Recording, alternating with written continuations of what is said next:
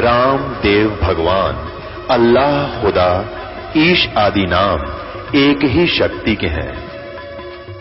वो कैसा है, कहां है, कैसे मिलता है, किसने देखा है? ये प्रश्नवाचक चिन्ह पूर्ण रूप से हटाने के लिए अवश्य सुनिए जगत गुरु तत्वदर्शी संत रामपाल जी महाराज के अमृत वचन, सर्व पवित्र धर्मों के पवित्र शास्त्रों के आधार पर। कबीर साहब कहते हैं, जो जाकी सरना बसे ताको ताकी लाज, और जल सुई मछली चढ़ जाएंगे बह जाते गजराज।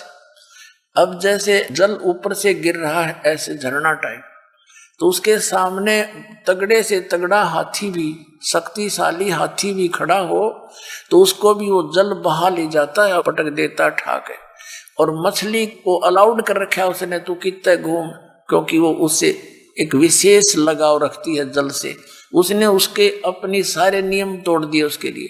वो उल्टी दिशा में भी ऊपर चढ़ जाती है और ऊपर चली जाती है, फाल से भी ऊपर पहुंच जाती है। तो कहने का भाव यह है कि जैसे आपकी मित्रता एक दरोगा जी से होगी और उसके ऑफिस में आप जाकर सीधे बैठ जाओगे, चाय पिलाओगा, खाना खिलाओगा, बर्फी खिलाओगा, और उसके सत्र का जो काम होगा पहले करेगा आपका सबसे पहले।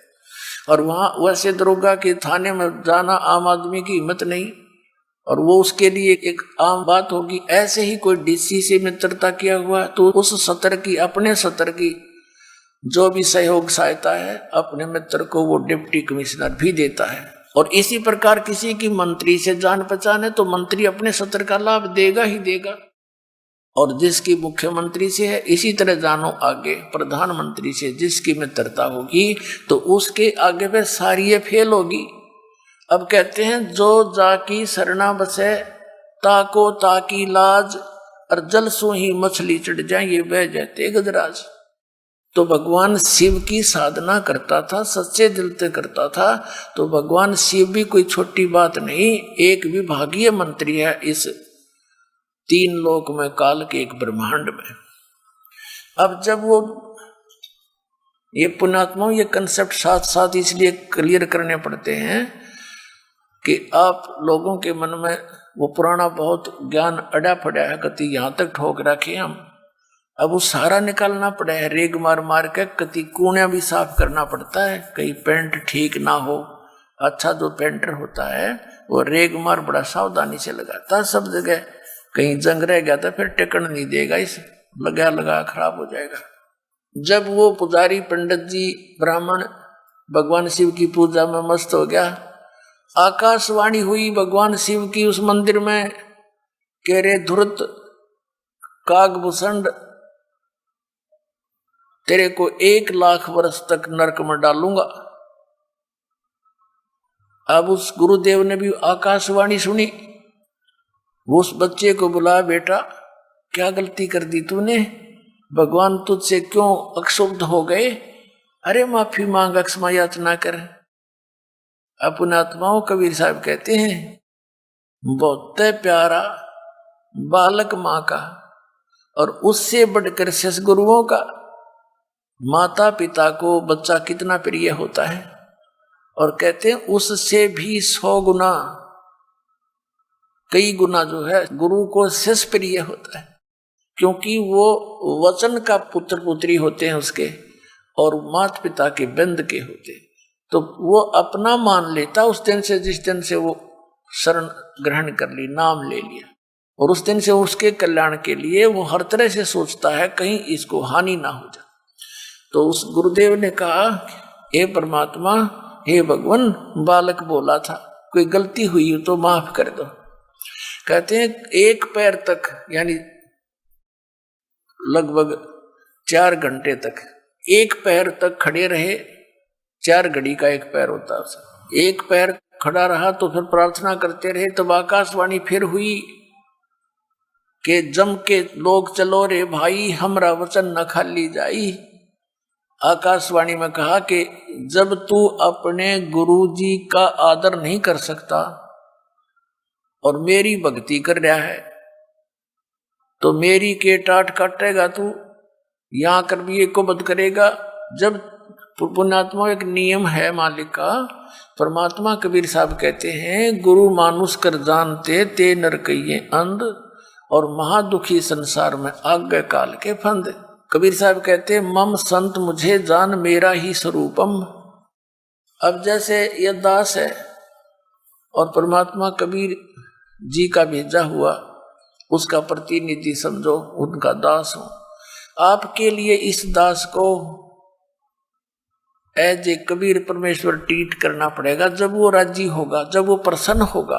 क्योंकि वो भगवान ये दृष्टि रखते हैं कि आज जैसा व्यवहार ये इस मेरे भेजे हुए संत के साथ कर रहा है, अगर मैं इसके स्थान पर होता तो ऐसे ही मेरे साथ ये ऐसा करता। तो क्या बताते हैं, गुरु गोविंद कर जानियो रैयो शब्द समाए, मिले तो दंडवत बंदगी नहीं पल पल जान लगावे। गुरु को परमात्मा जानकर अपना जीवन सफल करे, और मिले जब दंडवत बंदगी नहीं चिंतन खूब करे। तो क्या बताते हैं, जैसे एक गणित का प्रश्न होता है, उसमें एक मूलधन ज्ञात करना होता है, और वो मूलधन करोड़ों की राशि का होता है। उस ऋण के उस सवाल में, प्रश्न में मूलधन ज्ञात करना पड़ता है। तो सपोज करना पड़ता है, मान लीजिए मूलधन 100 रुपये, और मूलधन 100 रुपये माने बिना वो ओरिजिनल मूलधन नहीं मिल सकता, यानी वो प्रॉब्लम सोल्व नहीं हो सकती, वो प्रश्न हल नहीं हो सकता। उसके लिए मानना पड़ता है, मान ले मूलधन 100 रुपये, वो 100 रुपये वास्तव में मूलधन नहीं होता, लेकिन उसके बिना वो वास्तविक मूलधन मिल नहीं सकता, कभी नहीं। तो इसलिए ये दास गॉड नहीं है, लेकिन आपने न्यू मान कर रिहर्सल करनी पड़ेगी कि मान लो गुरुजी गॉड, ये समझ लेना पुण्यात्मा। क्योंकि जब आप यहां से जाओगे तो आपको त्रिकुटी के ऊपर, जहां एक इंटरनेशनल एयरपोर्ट है यहां से जाने का, और वहां से जहां भी जिसने टिकट बनवा रखी है, यानी जिस भी देव ईष्ट की साधना वो किए हुए है, वहां त्रिकुटी से ही उसका फिर आगे आगे उसी रास्ते से उसके विमान जाएंगे। तो वहां जब आप पहुंचोगे, ये दास खड़ा दिखाई देगा, परमात्मा इस दास के रूप में वहां मिलेंगे, और आपकी जैसी श्रद्धा यहां होगी ऐसी वहां होगी। ये रिहर्सल है, एक ट्रायल है। तो जैसा आपका बर्ताव इस दास के प्रति यहाँ होगा, ऐसा ही वहां होगा।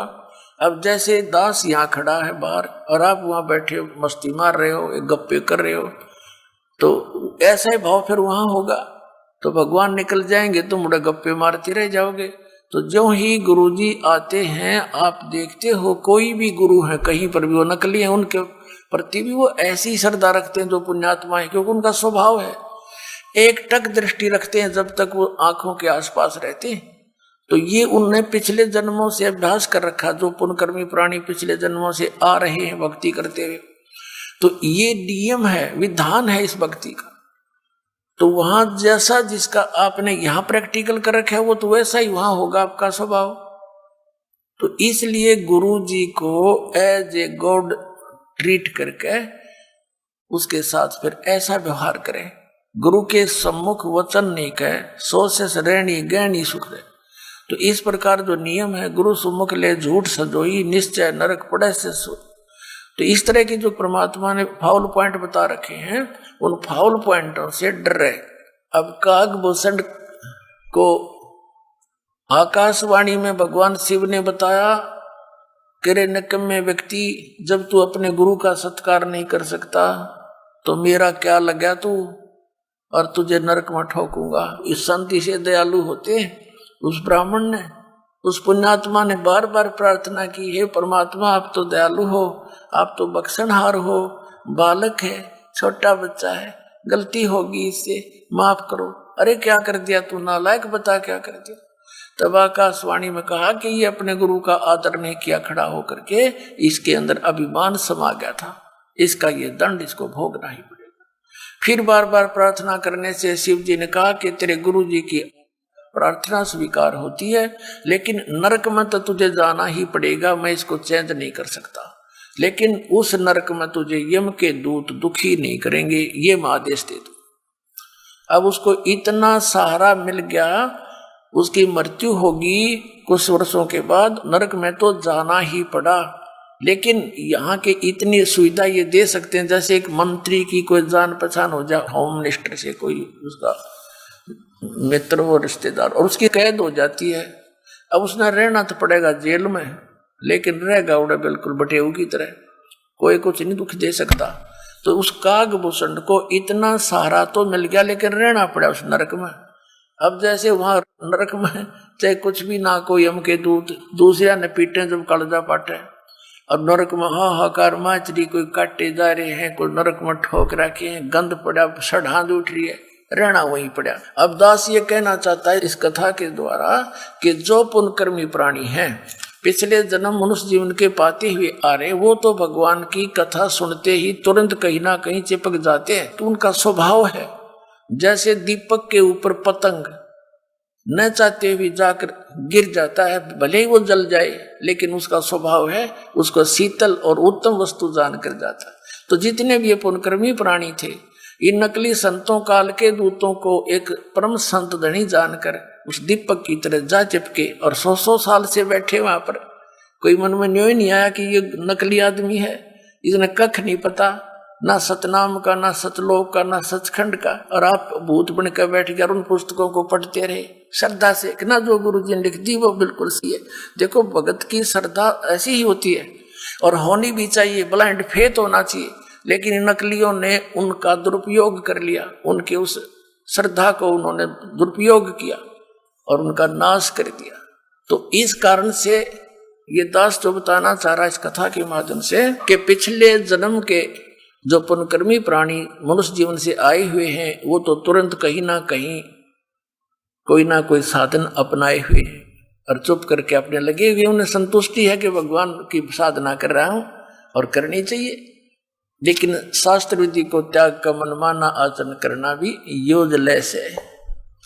अब क्या बताना चाहता दास के जो भक्ति पर नहीं लगते, कितनी बार कहने से भी नहीं लगते, वो प्राणी हैं जो पिछले जन्मों से मनुष्य जीवन से ना आकर के किसी पशु पक्षी या जड़ योनि वृक्ष आदि की योनि से आए हुए।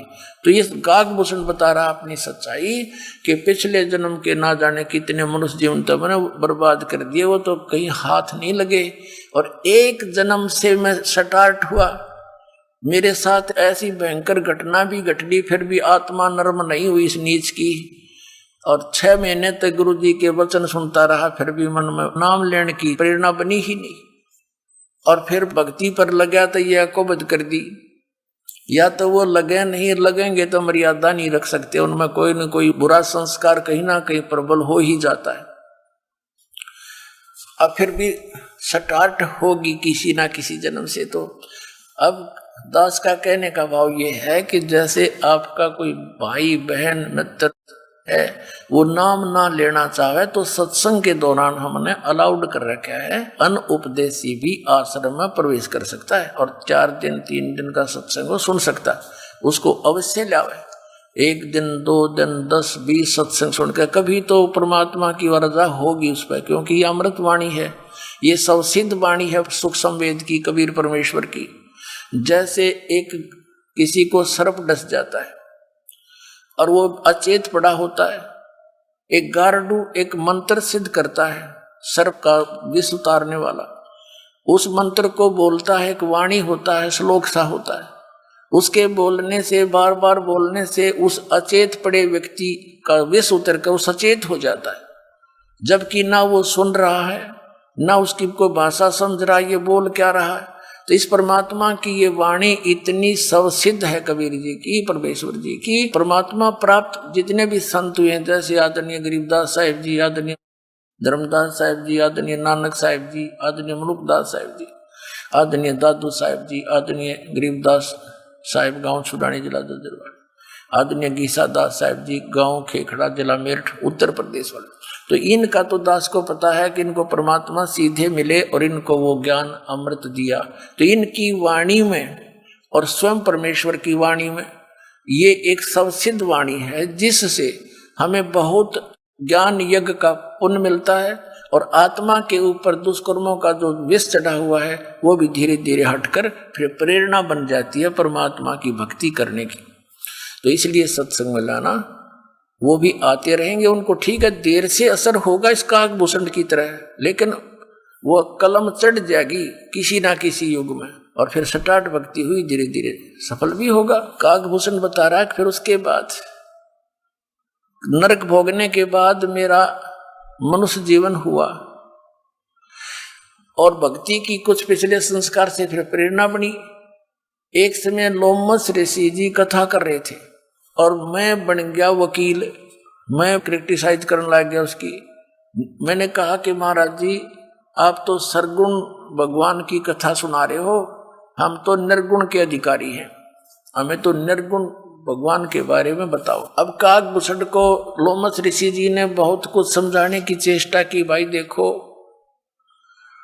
आम के बीज के अंदर, गुठली के अंदर निर्गुण रूप में आम है, आम का पेड़ है। अब उस गुठली को, बीज को बीजा जावे जमीन में, सिंचाई करे, फिर वो पौधा होगा, फिर पेड़ होगा, फिर उसका फल लगेंगे। वो निर्गुण काम का है कि ये सरगुण।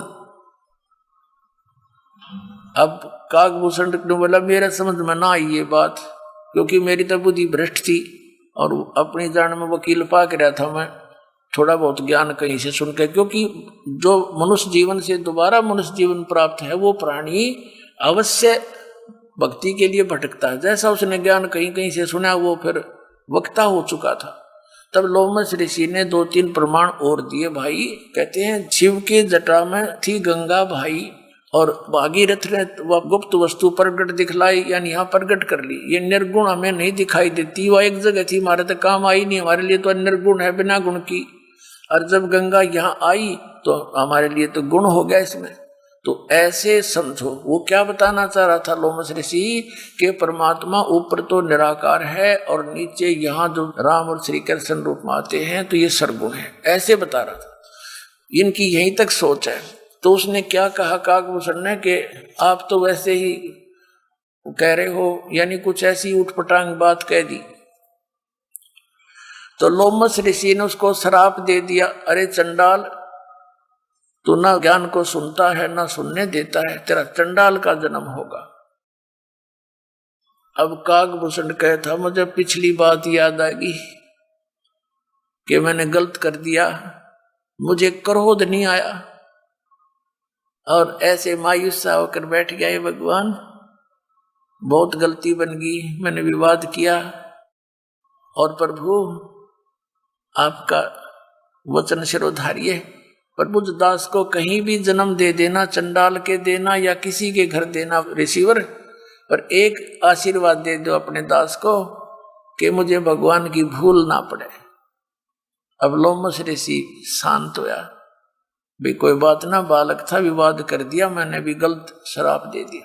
तो उसने कह दिया ठीक से बेटा, तुझे भगवान की याद बनी रहेगी। तो कागभूषण कहता कि फिर मेरा जन्म हुआ ब्रह्मा की पत्नी, इनका हंस वाहन है, अपनी हंसनी को लेकर के एक कागचंड के घर गई, यानी गर्भ धारण करवाने के लिए। तो उनके संयोग से हंसनी और कागचंड, काग के संयोग से मेरा जन्म हुआ। तो मेरा बाकी शरीर तो देवता जैसा और मुख है काग जैसा, लेकिन बोलता है मनुष्य की तरह। तो पुण्यात्मा, उसके बाद कागभूषण कहता है कि फिर मेरा उद्धार किससे हुआ? एक जोगजीत नाम के एक संत मिले, उन्होंने मुझे परमात्मा पूर्ण ब्रह्म की साधना की जानकारी दी। ब्रह्मा विष्णु महेश से ऊपर कोई और परम शक्ति है कागभूषण, इन आपके विष्णु जी से शक्तिशाली और परमात्मा है, उसकी भक्ति मैं करता हूं, जिस कारण से ये गति मेरी हुई है। सैकड़ों प्रलय मेरे सामने हो चुकी हैं और इतनी लंबी मेरी आयु हो चुकी है। अब क्या बताते हैं? बुझे गरुड़ भूषण बियाना, मोसे कहो भेद विधि नाना, वचन सुशील दृष्टि अनुरागी, देवता की दे मुख द्वार मुख कागा। अब काकभूषण जी को गुरु जी कह रहे हैं, मधुकुर बैन सुनंत हो शांति, कहो भूषण मुरिया की उत्पाती। श्रवण सुमृत वचन उमेदा, दाम रसायन सब तन बेदा। परम भेद कहो बहु भांति, मिटे हमारे मन की कांति। कौन देश को नगर निधाना, कहो भूषण आदि परवाना। कौन पिता को जननी जाम्या, कौन कुली कौन वंश बखाना। अवरण वरण कला परवेशा, तुम्हारी महिमा कर है शेषा। जल स्वरूप कुछ तरंग न तेजम, इंद्री जीत चढ़े मन से जम। ब्रह्म निरूपण निर्गुण भेखा, कहो भूषण मोहि आज संदेशा। कहे भूषण तुम सुनो खगेशा, तो से भेद कहूं परवेशा। शंख कल्प जुग गए बिहाई, पूर्व जन्म की कथा सुनाई। शंख कल्प जुग हो गए, जामन मरण जिहान। जन्म पूर्व ला तुझे कहूं, सुनो खगे से सुजाने। गरुड़ जी को काकभूषण कह रहे हैं, कह भूषण सुनो खगेसा, अर्थों से भेद कहूं परवेशा। शंख कल्प युग गए बिहाई, शंख कल्प तमन बर्बाद कर दिए और पूर्व जन्म की कथा सुनाई। शंख कल्प युग हो गए, जामन मरण जिहान। जन्म पूर्वला तुझे कहूं, सुनो खगे सुजान। सुनो गुरुड़ मेरा आज संदेशा, भिन्न भिन्न भेद कहूं खगेसा। शंख जन्म पूरब पैमाला, शंखों जन्म पूरब यानी पहले के पैमाल माने नाश कर दिए। शंखों जन्म पूरब पैमाला, और गए जो मिथ्या नहीं संभाला। वो तो मिथ्या गए में संभाल नहीं सका, यानी भक्ति ठीक बनी नहीं, मैं स्टार्ट नहीं करी भक्ति। अवधपुरी एक नगर निधाना, जहां अवतार धरे मोरे प्राणा। 20 वर्ष की उम्र पुनीता, और मात पिता भय काल समीपा। मेरी 20 वर्ष की उम्र थी, मेरे माता पिता और सब परिवार मेरा काल की ग्रास हो गया, नहीं मर गया। पड़ा काल दुर्भिक्ष ताही, और पृथ्वी डोल गई रे बाई। ऐसा भयंकर दुर्भिक्ष गिरा था, अकाल गिरा था कि पृथ्वी भी कांप गई थी, ऐसा हाहाकार मचा था। पड़ा काल दुर्भिक्ष अपारा, मनुष्य मनुष्य का करे आहारा। अन्न का नहीं आहार प्राणी, बड़ा काल दुर्भिक्ष समानी। अवधपुरी हम तजी खगेसा, ताई आए हम मालू देसा। पूरी अवंती लीना बासा, जावा नहीं अन्न की त्रासा। अन्न तो वहां पेट भर खाया, कह भूषण सुनो खगराया। पंडित एक अवंती माही, कथा करण नित शिव द्वारे जाही। 6 मास हम संगति की नी, बौर तास की दीक्षा ले ली। टहल करत शिव पंडित केरी, गुरु चेले का भाव गनेरी। स्वामी करण गए स्नाना, और पूजा अर्पण धूप दयाना। शिव पूजा पंडित अर्थावे, बेल पत्थर धर लिंग बनावे। शिव पूजा पंडित करे जहाँ हम लिया निवास, गुरु दीक्षा मन मैं करी मिटी खगेश प्यास। तन मन अर्पे फेर माला, जाके ऊपर ईश दयाला। यानी काकभूषण जी कह रहे हैं कि वो पंडित जी अपने शिव भगवान के ऊपर कति समर्पित था, जिस कारण से भगवान शिव की उसके ऊपर पूरी कृपा थी। पूजा करण दिवालय आए, ता हम बैठे दर्शन पाए। जहाँ शिव को मोह दिया सरापा, लाख वर्ष तुम जमपुरी राखा। पंडित सुना बचन शिव केरा, ओठ चरण लीन्या गुरु केरा। पंडित शिव का दान लगाया, कल्प करी बालक बोराया। ये रे बालक तू धर शिव का ध्याना, ताते बख्शे तेरे प्राणा। तो पुण्यात्मा, आज का जो सत्संग चल रहा है, ये वर्तमान का समागम, ये किस उपलक्ष्य में है? परमात्मा सतलोक से चलकर आते हैं, अपनी प्यारी आत्माओं को मिलते हैं जो परमात्मा के लिए भटक रहे हैं, और उनको फिर तत्व ज्ञान समझाकर सत भक्ति, वो 2 अक्षर का मंत्र सतनाम देकर उनका कल्याण करते हैं। अब काकभूषण जी भक्ति भी कर रहे थे, ऋषि संतों से उपदेश भी ले रखा था। तब परमात्मा गए, बेटा इस साधना से तेरा जन्म मृत्यु नहीं मिट सकता, और पूरी सृष्टि रचना सुनाई। तब काकभूषण ने बताया गरुड़ जी को कि गरुड़ जी, जो साधनाएं आप कर रहे हो भगवान विष्णु को आप परमात्मा मानकर, ये पूर्ण परमात्मा नहीं है, इसकी तो आप जन्म मृत्यु होती है। अब काकभूषण से ये ज्ञान सुन के गरुड़ जी की भी आंखें खुल गई कि भी सचमुच इनकी जन्म मृत्यु होती है। और काकभूषण ने यहां तक बताया परमात्मा कबीर जी जो जोगजीत रूप में उनको मिले थे कि बेटा ये ब्रह्मा विष्णु महेश तुम्हारे किसी भी प्रारब्ध के कर्म को कम और ज्यादा नहीं कर सकते। यानी तेरे मृत्यु है तो मृत्यु होगी ही होगी, ये उसमें एक्सटेंड नहीं कर सकते। गरुड़ जी के मन में आया भी बात भी सच्ची है। फिर ये किसी भगवान, फिर परमात्मा आकर के गरुड़ जी को भी मिले जब ये चर्चा उनकी चली किसी अन्य रूप में। तो गरुड़ जी को फिर खूब ज्ञान समझाया, उनको मंत्र दिए, प्राथमिक मंत्र देते थे परमात्मा पहले। तो हम क्या करते रहे, जैसे पहले हम परमात्मा के शिष्य बहुत कम होते थे, संसार और काल के पुजारी ज्यादा होते थे, नाम ले लेते थे, कुछ दिन ठीक साधना करते थे फिर छोड़ देते थे। लेकिन वो दयालु हैं, इस पीक टाइम के लिए आप में भक्ति बनाए रखने के लिए वो जगह जगह प्रकट होकर या किसी संत को प्रेरणा कर जाते थे या स्वयं कुछ समय रह करके हमारे कर्म बनवा जाया करते थे, जिस कारण से हमारे मनुष्य जन्म बनते हुए होते हुए आ रहे हैं और आज तक आस्था है भगवान की। और वो यही चाहत है परमात्मा कि जब तक ये प्राइम टाइम आवे पिछली पीढ़ी का, आस्था बनी रहे मनुष्यों में भगवान की। नहीं तो पुण्यात्माओं, अगर 100 वर्ष और लेट हो जाता ये समय आज जो चल रहा है, राम नाम कहनिया भारत में नहीं पाओ, या सच कर बता देता हूं आपको, कति नाश हो जाता भक्ति का। क्योंकि जितने ये पंथ हैं ये सब शास्त्र विरुद्ध साधना कर रहे हैं, और जितने भी हिंदू धर्म के हमारे गुरुदेव हैं ये वेदों और गीता के विपरीत ज्ञान देकर वो साधनाएं करवा रहे हैं जो कति यूजलेस है। और जिस कारण से हमें भगवान की राहत मिल नहीं रही, हम लुटेरे बन गए, हम रिश्वत लेने लग गए, हम मिलावट करने लग गए, जिससे धनी बनना चाहते हैं और दूने दुख आने लग गए प्राणियों। तो इस परमात्मा ने आकर के यहां तक आपको आस्था बनाए रखनी थी और अब संभाल लिया। अब आपको वो लाभ मिलेंगे जो भगवान दिया करता है। आपको यहां भी सुख देगा जो आवश्यक होंगे आपके लिए, और आपको सतभक्ति देकर सतलोक ले जाएगा।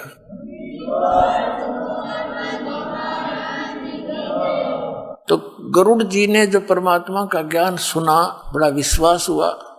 एक दिन गरुड़ जी ने विष्णु जी से गोष्ठी की, उनसे चर्चा की कि भगवान आपसे भी ऊपर कोई शक्ति है।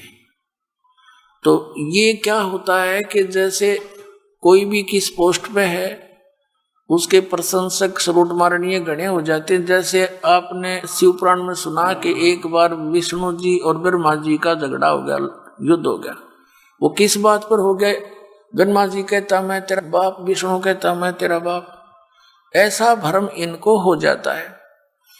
तो विष्णु जी ने जब ये बात सुनी, गरुड़ उनका वाहन है, नो समझ लो उनका ड्राइवर है एक किस्म से। जैसे कोई मुख्यमंत्री का ड्राइवर है, लेकिन मुख्यमंत्री को ज्ञान ना है भक्ति का तो वो अलग बात है, और ड्राइवर को ज्ञान है और ड्राइवर ये कह दे उसको तो इस प्रकार समझो भी, और मुख्यमंत्री ना मानने वो अलग बात है। लेकिन परमात्मा से बड़ा कोई नहीं होता। तो ऐसे गरुड़ जी ने उनसे जिक्र किया तो विष्णु नहीं मानना, कहने लगे अच्छी बात करे तू। अब उसने क्या किया, हाँ ब्रह्मा से जाकर डिस्कस की पहले। अब ब्रह्मा ने विष्णु भी बुला लिया, शिव जी भी बुला लिया, वहीं पर तीनों मंत्री इकट्ठे हो गए। कहने लगे आज ये पता नहीं गरुड़ के भांग पी रहा है, नो कह तुमसे ऊपर कोई शक्ति है, तुम तो किसी का भला बुरा कर ही नहीं सकते, तुम किसी का प्रारब्ध में परिवर्तन नहीं कर सकते। वो कहने लगे वे ऐसे कैसे बात है, हम क्यों नहीं कर सकते गरुड़ जी। गरुड़ जी कहने लगे जी देखो बात सुनो। तो गरुड़ जी ने ध्यान लगा, परमात्मा ने सूक्ष्म रूप से बता कि इनसे नो कह दे एक लड़का मर गया फलाने द्वीप में और उसको जीवित कर दो, उसका समय नहीं आगे, उसकी मृत्यु हो चुकी, आगे प्रारब्ध में शेष सांस नहीं, उसके जीवन नहीं है।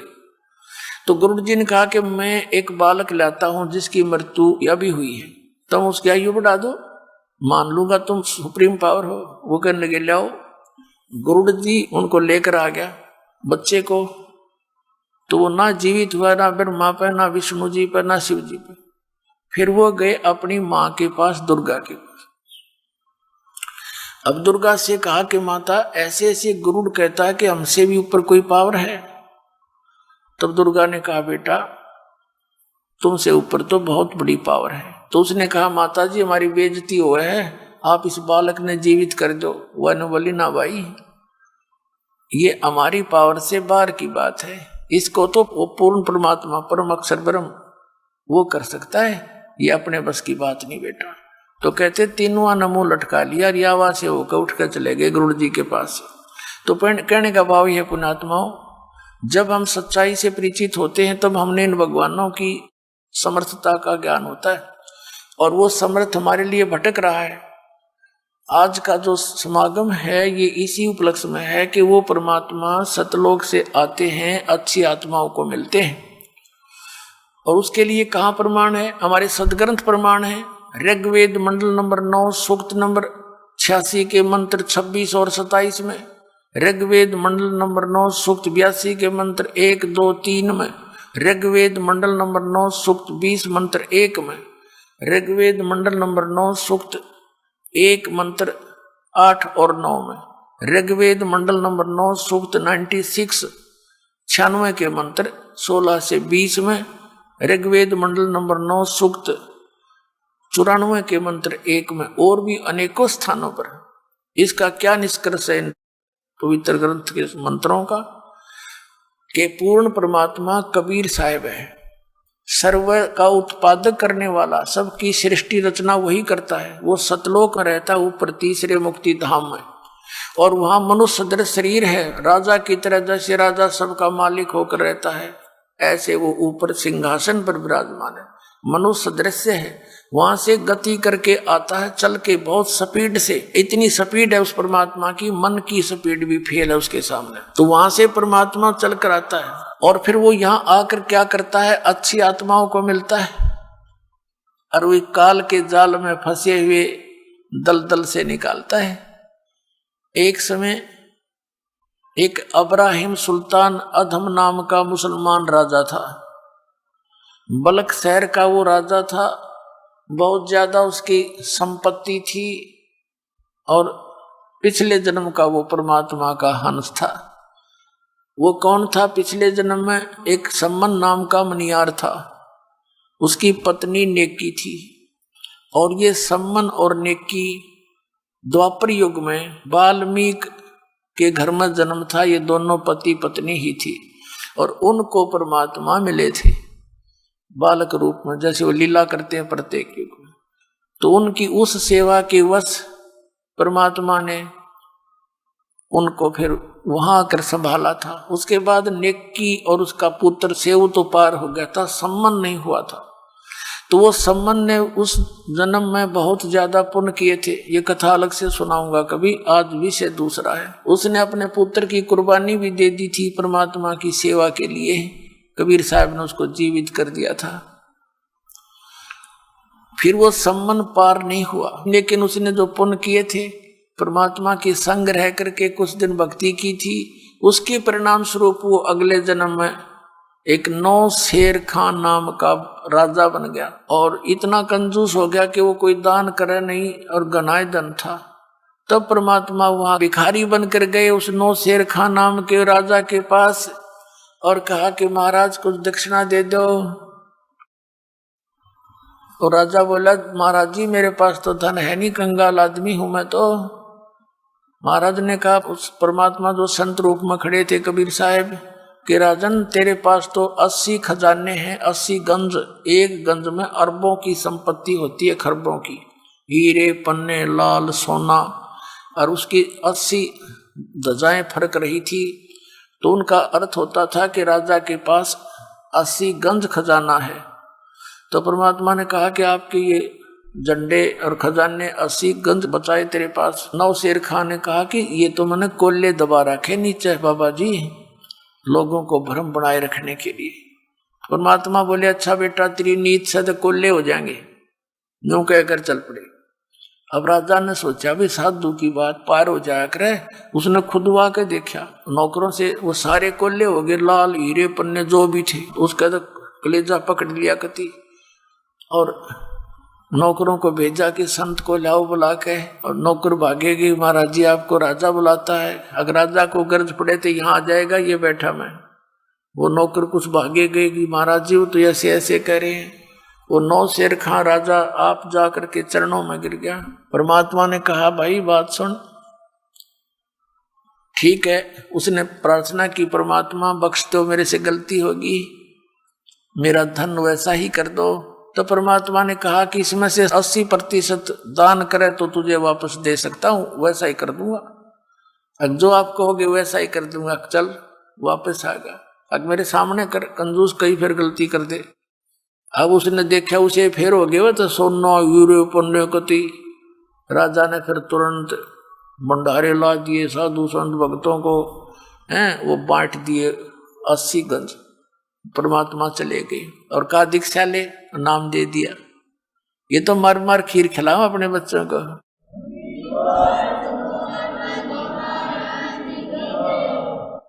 एक समय आदरणीय मुलुकदास साहिब जी ये अरोड़ा जाति में किसान थे, यानी खेती करते थे, बहुत बड़े जमींदार थे। और परमात्मा कहते हैं जो जन मेरी शरण है ताका हूं मैं दास, गेल गेल लग गया फिरूं जब तक धरती आकाश। और 100 छल छिद्र मैं करूं अपने जन के काज। अपनी प्यारी आत्मा को इस दलदल से निकालने के लिए 100 छल छिद्र करता हूं, पता नहीं के वेश बना कर भटकता हूं। एक नगर में परमात्मा सत्संग कर रहे थे। ये समय समय पर आकर भक्ति जीवित कर जाते हैं दाता कबीर साहब। उसी नगर में मुलुकदास के गांव में 5-4 सेवक थे, गरीब गरीब व्यक्ति। और परमात्मा उनके घरों में रुके हुए थे, सत्संग करते थे। भगत कहते थे जी कल हमारे भोजन करना। 1 हफ्ते के लिए रोक लिया। 5-7 भगत परिवार थे। तो परमात्मा जिस भी घर में जाते उनका उद्धार करने के लिए, उनके कर्म बनाने के लिए, तो सब भगत ये सोचते गुरुजी आए हैं, अच्छा सा अच्छा भोजन करवाऊं, यानी खीर बनावें, हलवा बनावें। तो वो चौधरी साहब जो मुलुकदास जी थे, नंबरदार गांव के चौधरी 1 नंबर के, जैसे आजकल सरपंच होते हैं, उसमें नंबरदार की इतनी प्रभुता होती थी। वो तो सुबह सुबह घूमने जाता या घूम कर जंगल से वापस आता खेतों से। तो उधर से क्या होता, गरीब के घर में परमात्मा विराजमान थे और वहां हलवा चढ़ा दिया। हलवे में पात डालें जब कड़े में तो मैक दूर तक जाया करे। अब उस मुलुकदास जी ने पूछा रहा क्या हो रहा भाई यहाँ? जी हमारे गुरु जी आए हैं और आओ आप भी भोजन पालो। उसने देखा भाई एक आदमी बैठा है, ये तुम्हारे गुरु हैं? कहा जी मैं। वो चला गया। फिर दूसरे दिन दूसरे के घर में, अरे क्या हो रहा है भाई यहाँ पर? आज यहाँ हो रही है कुछ चढ़ चढ़ सी। तो उन्होंने बताया कि जी हमारे गुरुजी आए हुए हैं। तो कुछ लोग कहने लगे उस मुलुकदास को कि भाई नंबरदार, गांव में एक ठग आया हुआ है, इन श्रद्धालुओं को लूट रहा है, अच्छे बढ़िया खीर हलवे खाता है और भाई काम करता नहीं, नबी लूट रहा है। वो मुलुकदास वैसे तो भगत आदमी था, लेकिन यह चौधर बहुत बुरी होती है प्रभुता। जाके जिस भगत के घर वो रुके हुए थे परमात्मा उस दिन, अब वो मुलुकदास जाकर के उस घर में प्रवेश हुआ जहां परमात्मा विराजमान थे। और परमात्मा कबीर जी से कहने लगे, ए भाई आप कौन हो और यहाँ क्या कर रहे हो? परमात्मा के बोलने से पहले ही जो भगत था जिसके घर रुके हुए थे, 2-4 भगत और बैठे थे, खड़े होकर कहने लगे चौधरी साहब ये हमारे गुरु जी हैं और सत्संग करने आए हुए हमारे यहाँ। कहने लगे भाई तू करके क्यों नहीं खाता है? अच्छा हट्टा कट्टा दिखे, तू दुनिया को मूर्ख बना रहा है, अब ना करके खाया कर। तो परमात्मा कहने लगे भाई मुझे तो बिना करे मिल जाए। चौधरी साहब मुझे तो बगैर काम किए ही दे रहा है भगवान। तो मुलुकदास कहने लगा तेरे को बिना करे दे रहा है, मुझे क्यों नहीं देता भगवान? कि आपको भी दे देगा यदि आपको विश्वास होगा और उन क्रियाओं को करोगे जिससे भगवान बिन मांगे भी देता है।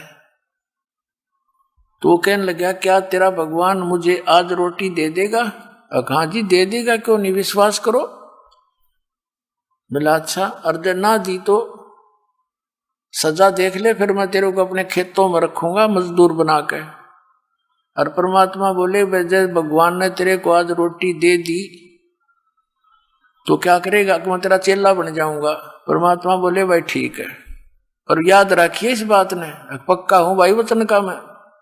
मुल्कदास जी बोले, मुल्कदास जी का खेत थे पूर्व में, उसका अपना खेत था पूर्व में, और चला गया पश्चिम में दूसरे गांव की सीमा में। वहां एक पेड़ के ऊपर बैठ गया जाकर, अब देखूंगा या मैंने कौन खाना खिला देगा। अब क्या हुआ, ये गडरिये होते हैं बकरी भेड़ पालने वाले, उनका कोई त्योहार था। उन्होंने सलाह बनाई कि भाई इस वृक्ष के नीचे खीर बना लो। एक आधी गायें भी उनके साथ थी लागड़े। हम इतने बकरियां चराते हैं, वो बकरियां चराने के लिए, गायें चराने के लिए आगे को ले गए काफी दूर, और एक दो भगत की सेवा लगा गए। वो वहां उसी वृक्ष के नीचे खीर बनाने लगे। उन्होंने लकड़ लुकड़ तोड़ कर चूल्हा बनाकर और वो खीर बना दी। खीर बन चुकी थी, इतने में क्या देखा उन्होंने कि कुछ घोड़ों पर व्यक्ति आ रहे हैं, दूर से धूल उठ रही है, तेजी से दौड़े आ रहे हैं। उनको पता होता था जंगली लोगों को कि इस तरह की जब कोई आता है वो डाकू होते हैं। वो भाज के डर के बनी बनाई खीर छोड़कर वो वहां भाग गए अपने मित्रों के पास, जहां उनके दूसरे बकरियों वाले थे। तो उधर से वो घोड़ों वाले आकर, बड़ा बढ़िया वृक्ष था उसके नीचे वो खड़े हुए, रुक जाओ थोड़ी देर यहाँ। एक कहने लगा, इसमें क्या बना रहा है, ये क्या है देखियो।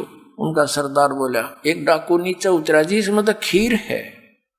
वो समझ गए, डरता भाग गया होगा कोई तुम्हारे को देखकर, और खीर बना रखी। तो भाई और कहने लगे दूसरे डाकू के, उस्ताद भूख लग रही है, ला खा इसने। एक उनमें समझदार साहब बोला, अरे भाई कदे कोई जहर मिला गया हो, कोई साजिश हो, किसी ने खिला के देख लो।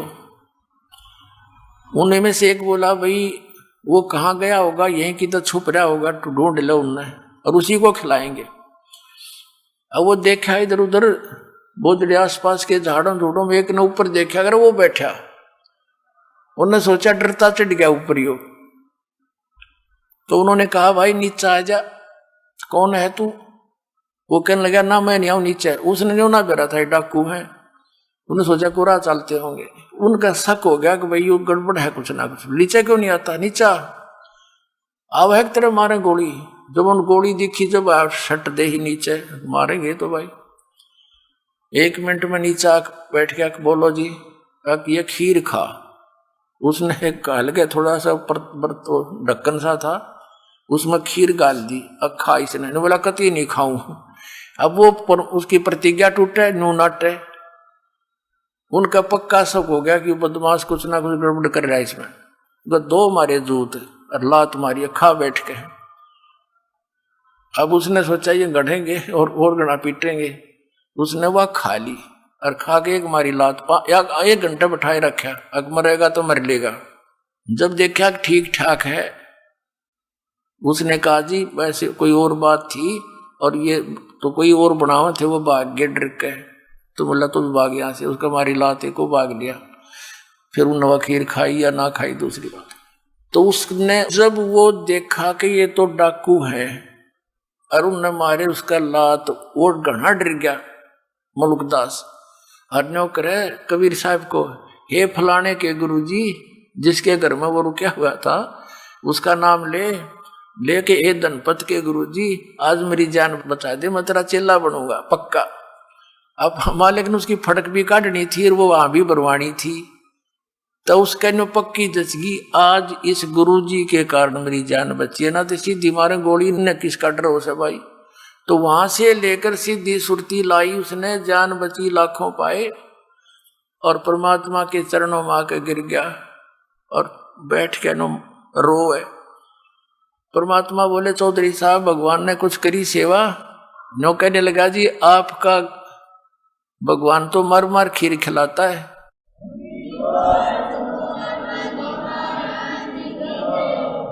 मेरी जान बची, ऐसे सारी कथा सुना दी। तो परमात्मा कहते ये सब खेल हमारे किए, हमसे मिले सो निश्चय जिए। अब जो प्रसंग चल रहा है वही आते हैं। अब परमात्मा ने उस 9 शेर खां बादशाह से कहा कि सारे बाट और यहीं बैठा हूं, ना तो तेरी और भी गड़बड़ हो सकता तेरे घर पे।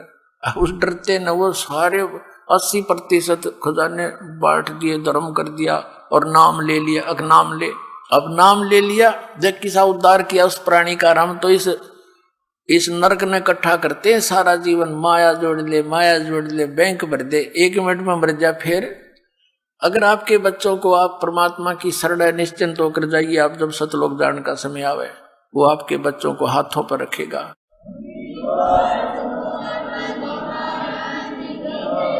और भगवान की खोज किस लिए करते हैं? जिन्होंने शरीर तक गाल दिया, हजारों वर्ष बैठे रहे, अपने टुकड़े टुकड़े शरीर करवा दिए परमात्मा के लिए। परमात्मा कहते हैं जाके ऊपर ऐसी बीती, कैसा है वो देश, वो कैसा वो भगवान जिसके लिए हम ट्राई कर रहे थे, और वो खोजे से नहीं मिला और स्वयं आके मिला, उसको हमने पहचान नहीं करी। तो ये हमारी अज्ञानता थी, आध्यात्मिक अज्ञानता।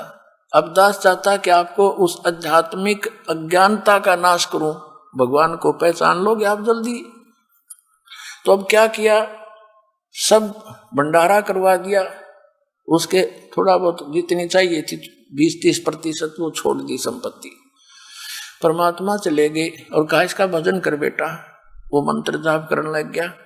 कुछ दिनों के बाद उसके मन में के आई कि मैं भी अच्छा पागल हूं, गुरुजी कौन से देखे थे कितना दान करूं, मैं थोड़ा बहुत करके कह दूं जी सारा ही कर दिया मनता है, या गलती कर दी, अच्छा घने घोड़े खरीदूं हो, कई शादी कराऊं हो, इस तरह की बकवास उसके मन में आ गई। अब जो मालिक की शरण में नाम उपदेश लेकर उसने जो दान किया था वो तो उसको मिलना ही मिलना है फिर, लेकिन वो मोक्ष नहीं हुआ। आशा रहेगी उसकी नालायकी के मैंने बड़ी गलती कर दी, ऐसा नहीं करना चाहिए, तो उसके कारण उसकी मृत्यु तो होगी। अगले जन्म में वो बलख शहर का राजा बन गया, बलख बुखारे का राजा बन गया। आइए अब हम उन श्रद्धालुओं के अनुभव जानते हैं जो जगत गुरु तत्वदर्शी संत रामपाल जी महाराज जी से दीक्षा प्राप्त कर चुके हैं तथा उनके द्वारा बताए गए भक्ति मार्ग पर चल रहे हैं। जी नमस्कार। नमस्कार जी सर जी। सर क्या नाम है आपका? राजेंद्र सिंह जादौन, बठिंडा, पंजाब से। सर संत रामपाल जी महाराज जी से कब जुड़े आप? 10/8/2014 को जुड़े थे जी। सर संत रामपाल जी महाराज जी से जुड़ने से पहले आपने क्या भक्ति साधनाएं की? सर 1997 से जब से वैवाहिक जीवन प्रारंभ किया था तब से और 2014 तक हमारे घर में प्रेत बाधाएं थी और बालाजी की भक्ति किया करते थे, मेहंदीपुर बालाजी की। मेहंदीपुर बालाजी में ही बच्चों का मुंडन करवाया और प्रेत स्वयं घर में आके बोला करता था, और वो प्रेत को बोलते बोलते उसका तांत्रिकों से निवारण करवाया पर हो नहीं पाया। और उसके बाद में राजस्थान नोखा के अंदर कोई मेहंदीपुर बालाजी का भगत था, तो उसने कुछ कार्रवाई करके दी थी भी आप घर ले जाओ और ये शांत हो जाएगा प्रेत। मेरे घर पे आने से पहले प्रेत ने कह दिया था कि जो तू करवा के लाया है ना, उसके करवाने से कोई तेरे को लाभ नहीं होगा, और मेरा हाथ पकड़ा, बाजू पकड़ा और मंदिर के अंदर ले गया जहां मंदिर बनाया हुआ था। और उस प्रेत ने अपनी छाती पे जो बालाजी का स्वरूप था मेहंदीपुर बालाजी का तोड़ के फेंक दिया था। कहता जिसकी तू भक्ति कर रहा है ना, मैं इससे भी तकड़ा हूं। उस दिन मेरे को यह पता लगा कि इस संसार के अंदर इन देवी देवताओं से कोई ऊपर शक्ति है, या तो शैतान है या कोई और है परमात्मा। तो सर पहले क्या क्या भक्ति साधनाएं आपने की? इससे पहले हमने हनुमानगढ़ संगरिया में मुसलमानों के जो अपने पीर खाने होते हैं वहाँ भी गए थे, और वहाँ भी कोई लाभ नहीं हुआ। पैसे देते गए लेकिन लाभ नहीं हुआ। मोड़ मंडी पंजाब में यहाँ भी गए थे, वहाँ भी कोई लाभ नहीं हुआ। उत्तर प्रदेश सिकंदर राव में भी गए, वहाँ भी कोई लाभ नहीं हुआ। सर जब आप पहले ही इतनी सारी भक्ति साधनाएं कर रहे थे तो फिर आप संत रामपाल जी महाराज जी की शरण में क्यों गए? क्या ऐसा कारण बना कि आपको संत रामपाल जी महाराज जी की शरण ग्रहण करनी पड़ी? सर जी इससे पहले हमें संत रामपाल जी के नाम का भी नहीं पता था। संत रामपाल जी के शिष्य एक दिन कॉलोनी में आए और दरवाज़ा खटकाया, सुबह का 8 बजे का टाइम था। उनका नाम था विपन जी। तो उन्होंने ज्ञान गंगा बुक दी, उसमें झगड़ा हो रहा था हमारे घर के अंदर। तो हमने कहा बाबाओं के चक्कर में हम बर्बाद हैं, हम विश्वास नहीं करते। वो बोले सर जी लो ये 10 रुपये ज्ञान गंगा बुक है। तो मैंने कहा चलो कोई आया होगा दे देते हैं 10 रुपये। 10 रुपये दे के और ज्ञान गंगा बुक मैंने बेड पे रख दी और मैं गाड़ी लेकर गुजरात चला गया। जब मैं गुजरात से वापस आया 10 दिन के अंदर, तो हमारी जो पत्नी है हमारी, उसने ज्ञान गंगा को बुक को कंप्लीट पढ़ दिया और शास्त्रों से मिलान भी कर दिया। मिलान करने के बाद में तो आशाराम जी की भक्ति हुआ करती थी हमारे 2007 से 14 तक, 7 साल तक। इसी दौरान तो उन्होंने ये कहा कि जितना भी उनका अनुभव था किताब का, बुक का मिलान किया तो सारा मटेरियल उन्होंने जल प्रवाह कर दिया और बोले ये है हमारी असली भक्ति, जो हम कर रहे थे वो सही भक्ति नहीं थी। तो 10/8/14 को हमने सतलोक आश्रम गए और वहाँ दीक्षा ले ली। सर जैसे कि आपने आसाराम बापू का जिक्र किया, उसके बाद आप संत रामपाल जी महाराज जी की शरण में आए, तो सर दोनों संतों के अंदर आपको क्या भिन्नता नजर आई और क्यों आपको ऐसा लगा कि संत आसाराम जी द्वारा दी गई भक्ति सही नहीं है? आसाराम बापू की भक्ति यूं सही नहीं थी कि मेरी गाड़ी के 3 एक्सीडेंट हुए थे और उसमें मेरे पास 176 गज जमीन थी, जो कि एक 30 फुट रोड और एक 26 फुट रोड पे, मेन रोड पे मकान था। 2 किस्तों में मेरे को बेचना पड़ा। वो कर्जा इतना चढ़ गया कि जमीन बेचने के बाद में भी 7 लाख रुपए कर्जा रहा 3 एक्सीडेंट के अंदर, तो बर्बाद हो गया। उसके बाद में किराए पे चला गया। लेकिन ज्ञान गंगा जब बुक आई, बुक आने के बाद में दीक्षा ली, तो दीक्षा मैंने क्यों ली, इस विषय से ली कि मैंने कोई गुरु नहीं बनाए अपने लिए लाइफ में। हमारी भक्तिमती धार्मिक थी, हमारी पत्नी जो है धार्मिक थी, तो मैंने कहा भाई चलो ये जो शक्ति है, ये जो ज्ञान है, इससे अति उत्तम होगा, क्योंकि गुरु कोई भी नहीं छोड़ के राजी है, चाहे वो असली हो या नकली हो, जो भी हो।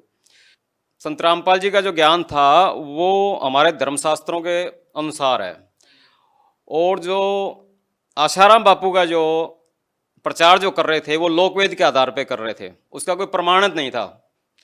अपने इसमें शास्त्रों के अंदर कोई प्रमाण नहीं था। सर जैसा कि आपने बताया कि संत रामपाल जी महाराज आपको प्रमाणित ज्ञान दे रहे थे और शास्त्र विधि अनुसार आपको भक्ति दी, तो सर हम आपसे ये जानना चाहते हैं कि संत रामपाल जी महाराज द्वारा दी गई साधना को करने के बाद आपको क्या लाभ मिले? उससे जो हमारा मकान बिक गया था, आज जमीन और प्लस 2 मंजिल मकान बना लिया है मैंने संत रामपाल जी से जुड़ने के बाद में। पहला लाभ तो ये हुआ। अच्छा, बच्चों की 3 साल पहले मैंने रमैनी की थी। रमैनी क्या होती है इस विषय में हम नहीं जानते बिल्कुल भी। संत रामपाल जी ने ही बताया कि ये संतों की भाषा में रमैनी विवाह को बोलते हैं, और उसके बाद में आज तक घर में सुख शांति है और कोई भूत प्रेत बाधा नहीं है। दूसरा लाभ ये हुआ कि मुक्तसर से जलालाबाद हाईवे के अंदर मेरी गाड़ी पकड़ी गई थी 26 जुलाई 2018, जो पिछला प्रकट दिवस आया था, उससे 2 दिन पहले। जैसे मेरी गाड़ी पकड़ी गई, मेरी गाड़ी के कंप्लीट कागज चालान में गंगानगर थे आरटीओ के पास। तो मैंने कहा परमात्मा अब मैं शायद ही पहुंच पाऊंगा आपके प्रकट दिवस पे। तो एकदम आवाज आई कि गाड़ी वाले का सिफारिश आ गई है। मैंने कहा यहाँ जंगल में किसकी आवाज आ रही है? तो संत रामपाल जी स्वयं स्कूटर पे आए और सीधा आरटीओ के पास गए। उससे 1 मिनट बाद की, तब तक गनमैन मेरे पास आ चुका था कि भाई क्या लोड है। मैंने कहा जी कॉटन लोड है, हरियाणा से आ रहे हैं, पंजाब जा रहे हैं। कहता भाई कागज और गाड़ी के कागज और इसके डॉक्यूमेंट्स क्या नाम है माल के लेके वाप आ जा भी फटाफट, चालान काटना है तेरा। तो मैं ये देख रहा था संत रामपाल जी स्वयं आए, आरटीओ से 1 मिनट बाद की, और उतनी देर में बस पास 2 गाड़ियां बीच में थी, तीसरी गाड़ी आरटीओ की खड़ी थी। तो मेरे पास आ गए, तो मैं अभी सीट पे बैठा, मैंने कहा ये कैसे हो रहा है। इसको देखने के बाद में मेरा दिमाग काम करना ही बंद कर दिया था, रुक गया था। मैंने कहा ऐसे कैसे हो सकता है। तो उसके बाद आके परमात्मा ने, संत रामपाल जी ने बोला उससे गनमैन से, भी जाने दे रहे गाड़ी को, क्यों रोक रखा है इसको, बात हो गई है। और इतनी कहने के बाद में मैं भी सीट पे बैठा हूँ, गाड़ी स्टार्ट है, और उसका जो गनमैन है वो नीचे खड़ा है मेरे बगल में, कह रहा है कागज लेके आ जा। तो वो गनमैन भी कहता है भी वापस चला जाता है आरटीओ की तरफ, और संत रामपाल जी मुक्तसर की साइड में चले जाते हैं अंधेरे में, क्योंकि 4 बजे का वक्त था, अंधेरा था उस समय। तो वहां जो गनमैन था वो आरटीओ के पास गया, उससे बात हुई और बात करके वो बोला भी गाड़ी को जाने दो। सबसे दूसरा लाभ मेरे को ये हुआ। तीसरा ये हुआ कि जो कर्जे के बाद में जो मैंने जमीन बना ली, मकान भी बना लिया, तो आज उसमें प्लस 5-7 लाख का प्रॉपर्टी प्लस हो गई है, पहले कहाँ माइनस में थी। तीसरा लाभ ये है जी, मेरी कमर में बहुत बड़ा दर्द भी नहीं था, एक तरह का जैसे हड्डी टूट जाती है, रीढ़ की हड्डी, उस हिसाब से था। तो मेरे से चला भी नहीं जा रहा था, अंग भी नहीं हिल रहे थे उस समय। ये हनुमानगढ़ राजस्थान की बात है, अभी कोई 6 तारीख की बात है, इस प्रकट दिवस पे। तो मैंने कहा परमात्मा ये भी दया हो गई आपकी अब दास क्या करेगा कि बच्चे छोटे हैं तो गाड़ी नहीं चलाएंगे, नहीं उनको कोई ऐसा ट्रेनिंग दे रखी है मैंने बच्चों को, तो मैंने कहा अब गाड़ी को कबाड़ियों को बेच देंगे और घर पे जाके भक्ति करेंगे, आराम से साधना करेंगे। बढ़िया हो गया। तो उसके 3-4 घंटे के बाद ही मेरा धीरे धीरे वो शरीर सही स्वस्थ हो गया और आज मैं बिल्कुल स्वस्थ हूँ। किसी डॉक्टर से 1 रुपए की भी दवाई नहीं ली मैंने। 5वां लाभ जो है वो ये है कि हमारी जो पत्नी है उसको खूनी बवासीर था और लिकोरिया की बीमारी थी, वो भी आज कंप्लीट स्वस्थ है बिना दवाई के, संत रामपाल जी से नाम दीक्षा लेने के बाद में। आज तक यही लाभ है, सुख शांति है और अपना सही जीवन जी रहे हैं। और अपने सर जी ऐसा था, दुकान है घर के अंदर, नीचे ऊपर रिहाइश है, 2 मंजिल मकान है। तो उसमें एक बार ऐसा हुआ था, कुछ पैसे रखे थे, शाम को गल्ला कंप्लीट रखने में 4000 के करीब थे और उसमें से जैसे किसी को 1500 रुपये दे दिए गए थे। 1500 रुपये देने के बाद में जब बेटा आया तो उसने कहा भी इसमें पैसे किसने दिए हैं? तो हमने कहा जी हमने दिया 1500 रुपये। कहता 1500 रुपये दिए लेकिन जितने में रख के गया था ये तो उतना ही है, ये पैसे कहाँ से बढ़ गए? तो सबसे बड़ा लाभ तो ये हुआ जी 1500 रुपये वो हमारे बढ़ गए थे। और दूसरा, एक बार गंगानगर के अंदर डीजल चोरी हो गया था हमारा। डीजल चोरी हुआ तो बेटे ने बोला कि पापा जी डीजल चोरी हो गया। मैंने कहा चलो जो ले जाएगा उसके कर्म फोड़ेगा, हमारा क्या चोरी हुआ है। तो उसी डीजल में इतनी बरकत हुई कि जितना डीजल मेरा था, कम से कम समझो आप 50 लीटर डीजल मेरा चोरी हुआ था, 3.5-4 की एवरेज है उसकी। तो 300 किलोमीटर गाड़ी शेष डीजल में उतनी एवरेज बढ़ाई थी या परमात्मा ने बंदी छोड़ने डीजल बढ़ाया था, वो तो मालिक की लीला मालिक ही जानते, लेकिन हमारा कोई नुकसान नहीं हुआ था। ये 2 लाभ हमारे को विशेष हुए हैं। सर, जैसा कि अभी आपने रामायणी का जिक्र किया, बच्चों की जब आपने शादी की उस विवाह को आपने रामायणी बताया। संत रामपाल जी महाराज द्वारा सादगीपूर्ण विवाह करवाया जाता है। सर, इस सादगीपूर्ण विवाह के बारे में बताइए, किस प्रकार से करवाया जाता है?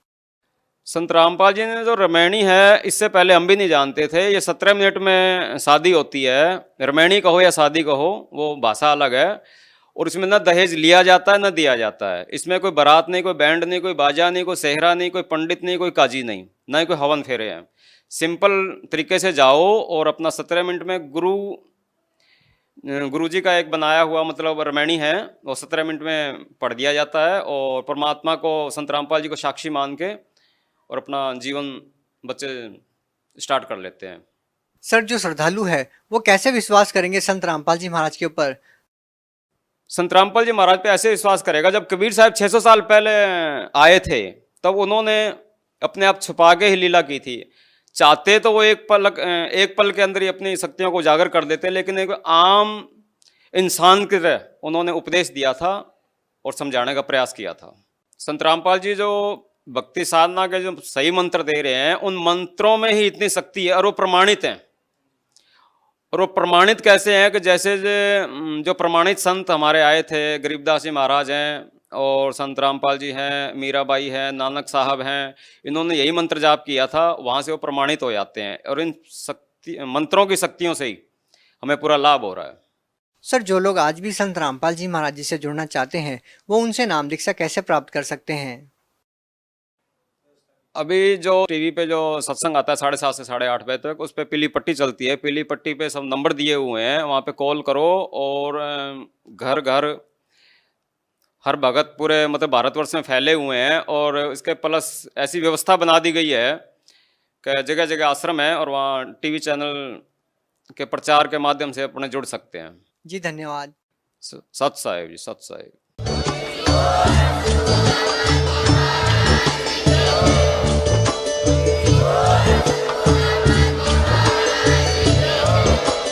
आप सुन रहे थे जगत गुरु तत्वदर्शी संत रामपाल जी महाराज जी के मंगल प्रवचन। अधिक जानकारी के लिए विजिट कीजिए हमारी वेबसाइट www.jagatgururampalji.org। संत रामपाल जी महाराज जी के शुभ आशीर्वाद से पूरे विश्व भर में 500 से भी ज्यादा नाम दीक्षा केंद्र हैं, जिन पर संत रामपाल जी महाराज जी द्वारा ऑनलाइन निशुल्क नाम दीक्षा दी जा रही है। अपने नजदीकी नाम दीक्षा केंद्र का पता करने के लिए संपर्क करें।